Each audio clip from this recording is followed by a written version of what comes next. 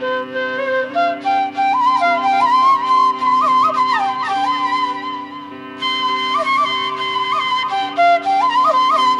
wishing Guru Rashmi Prasad and her Nrithyalaya Dance Academy for celebrating the milestone anniversary with a thematic live production, Navagraha Namana. This is going to be a very, very beautiful and unique theme, and Valley will be witnessing for the first time. And this is the reason why Guru Rashmi is here talking to us about her production and inviting all of us for her big day. So, Guru Rashmi Prasad is the founder and director of Nrithyalaya Dance Academy.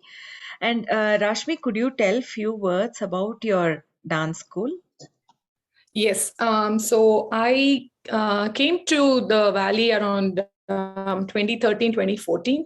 And when I came here, I did not want to pursue law anymore. I have a master's in law. I was a lawyer, and in parallel, I also studied Bharatanatyam for more than 2.5 decades. And I registered my dance school in 2016. My learning of Bharatanatyam was under my guru, Dr. Tulsi Ramachandra. And her school name is also Nrithyalaya Trust. And as a tribute, I wanted to keep my dance school name also as Nrithyalaya. That is the reason, why I call this Nrithyalaya Dance Academy. So she has taught us dance like a mother for several years. And yeah. That's awesome. Actually, very, very hearty congratulations. And nothing could be a more better tribute than the school being started under the same name as the Guru's tutelage and the school.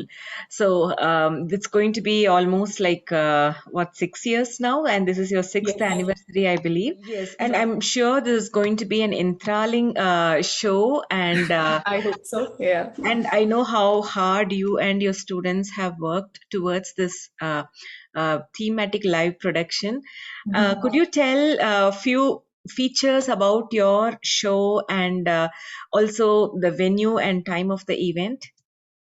Yes. So, like you mentioned, we are presenting a thematic presentation. It is called Navagraha Namana. I will talk a little bit more about that, in some time. And it is on May 1st, between 4 to 6 p.m. at Cactus Shadow Fine Arts Center. It's a free admission. There is no tickets for this show. It's a free event. It will also be broadcasted live on YouTube. This is actually our third thematic presentation. Because of COVID, we couldn't present the last 2 years. Otherwise, this would have been the fifth presentation. The first year we presented Dashavataram, and the second year we did Ramayanam. And the third year I had prepared for Krishna Leelarnava, and it did not take place because of COVID. And in that break, I started working on these Navagrahas. I'm pretty sure that, you, like me, growing up, we knew the names of the days by Bhanuvara, Somuvara. It was always connected with the deity. And as a young child, I was always confused with the 9 planets that is mentioned in the solar system and the Navagrahas. That itself is confusing because Navagraha says 9 here and we have 9 planets. Then I started reading about it. Then I was able to, find the information that the Navagrahas that is mentioned in the Vedic system is completely different from the planets that is referred in the solar system. So I found some hymns that is written in it's called the Navagraha Suktas. It is in, what do you call it? In Rig Veda, Yajur Veda. So, but I was not really able to make anything concrete out of the suktas because it did not directly refer to as, this is for Surya. You could derive to a conclusion that they are talking about the Surya as a deity. the sun god. And while I was researching, I found this book by K.S. Rao. It's called Graha Purana. And that's an excellent book for anyone who wants to understand about the birth and the life and the influence of the Navagrahas. So I read that and I based my script on the Graha Purana, taking inspiration from that, because I was able to completely understand why they are called as Navagrahas and not as planets. It's the tale of 9 grahas, not the planets. So, and it's important to note that, when I say we, like Hindus, we always knew that the sun was in the center. That is shown in, you can see even in the temples that the Navagrahas, sun is always in the center.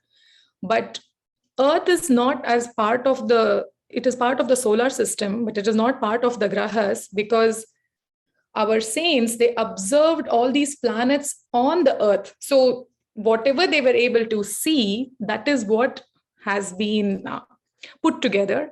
And the birth of the Navagrahas are very interesting. And I hope that whatever that I have tried to portray, my students and I will be able to carry together. And I want all my audience who are watching this video to watch us and support us, give us your feedback. It's very interesting to learn about these things through art and gain more clarity about the things that we have learned while growing up.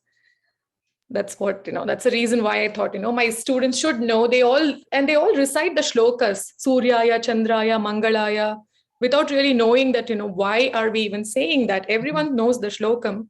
Our 7 days of the week are also for these deities. And I think, maybe doing this performance, I thought probably it'll be something different and everyone will gain clarity on 9 grahas are different and the 9 planets are different. In fact, we don't even have 9 planets anymore. Pluto is not a planet anymore. So yeah, that was the idea behind the beautiful concept. Even I am very curious, as I'm hearing to what it is in store for this beautiful production. And it's always so much, astonishing how much rich our Rig Vedas and our Agamas yes, have very been true. teaching us, and exploring it through your art form means a lot, and it is kind of paving Yes, way yes. for future research to be carried on, to explore more our Very rich true. Very agamas. true. Yeah. Because, Yeah. when I started reading, I realized there is so much more. And which is why this production is only about the birth of the Navagrahas. Because it will take some more time to explain the life and also the influence. That's a whole different chapter altogether. So that's what we are doing. And it's nice to explore these things and also teach our children who are here in US. They want to be connected with our roots, understanding the difference, because rejecting Navagrahas, considering it as a planet, would not be a good idea, because planet is a term that came about only in the early 1600s, but we have the Navagrahas for thousands of years. If the suktas are there in Rig Veda, Yajur Veda, that means that it has been there for a very long time. So I think this is just a small thread that I have pulled and trying to explain it to my children. And we'll see, like you said, it can inspire research. Dance can, I think performing arts can teach you so much with, words and music, lighting, costumes, performing. I want to enrich my students with different things. That is why whenever we present an annual recital, I make sure that it's a thematic presentation. So along with the physical training, that what they go through learning the movements, they also learn something new. And because they are performing, they will also retain that information. Yes. And they can work, more on this and make it even more better in the future if they want to present it in a different way. But at least, I have brought it up on the surface so that they can understand and appreciate our traditions. to see how it is all going to like unfold. And this is just a beginning.